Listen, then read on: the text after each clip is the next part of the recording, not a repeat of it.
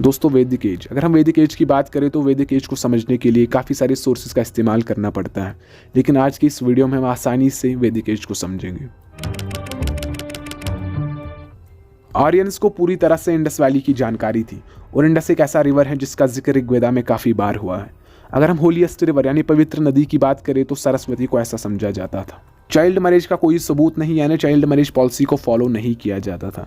अगर हम औरतों की बात करें यानी औरतों की पोजीशन कैसी थी सोसाइटी में, तो दोस्तों ये एक पैट्रियार्कल सोसाइटी थी और इसलिए लड़कियों के पैदा होने पर कम खुशी नजर आती थी।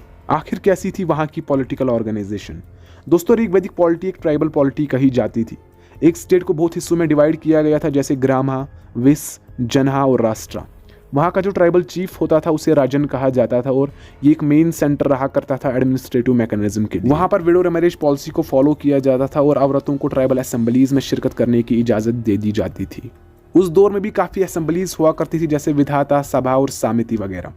अगर हम कुछ अहम ऑफिसर्स की बात करें तो उनमें से पुरोहिता, सेनानी, कुलपति, विशपति, ब्रजपति, ग्रामीणी, सुपारसा और दूता काबिल जिक्र है।